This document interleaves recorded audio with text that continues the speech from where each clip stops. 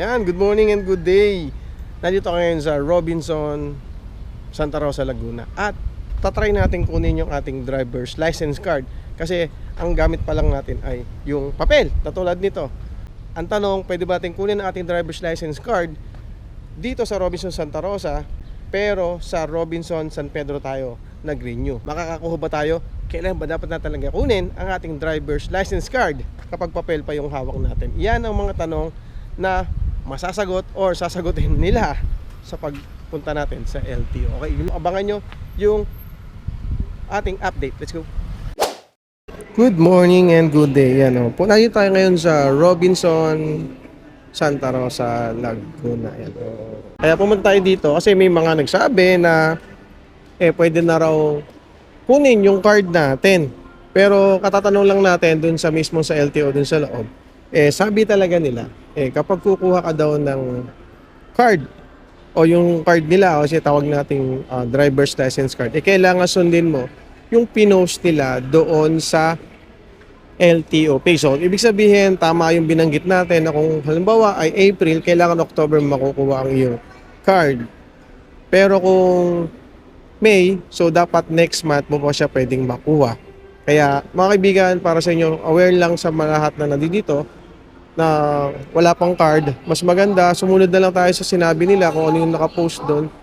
Yun na lang din ang gawin natin. Sabi ko nga sa inyo, pumunta ako dito para magtanong at i-update ko din kayo kung meron ng available na card itong ating hawak na driver's license kasi kinuha natin itong May at ang banggit sa atin doon sa LTO mismo na yon ay kailangan next month ko pa kunin. Inulit ko, May 2023 ko kinuha to at ang card na pwede kong makuha, sabihin November ko pa pwedeng makuha yung aking card. Tapos mga kaibigan, so clear ko lang din ulit sa kanila ay kung saan ba tayo pwedeng kumuha ng ating card. So base dun sa nakausap natin dun sa loob ngayon, kung saan ka daw nag-renew. So yun na nabanggit nila, kung saan ka daw nag-renew ng yung driver's license na papel ang hawak, doon ka rin kukuha ng iyong driver's license card. So ibig sabihin, dahil ito ay kinuha ko to sa Robinson Galleria San Pedro, ayan, doon din ako kukuha ng aking driver's license card. Ayan, malinaw mga kaibigan na para sa lahat, i-clear ko lang ulit, kapag kukuha po tayo ng driver's card na papel ang hawak natin, kailangan sundin po natin kung ano yung post nila. Okay? So, kung April, dapat October. Kung May, ay November.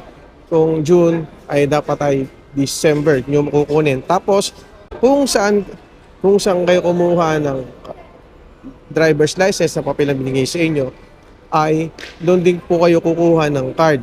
Okay? So, nilinaw ko lang yan na mga kaibigan, baka malito kasi yung iba na pwedeng kahit saan. So, nabanggit natin dati na pwede kahit saan kasi yun ang pagkakaalam natin.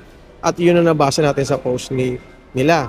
Ngayon, so kanilir natin, nilinaw natin sa kanila na kailangan daw kung saan ka nag-renew, ay doon ka rin kukuha ng iyong driver's license card. Okay, so yun mga kaibigan.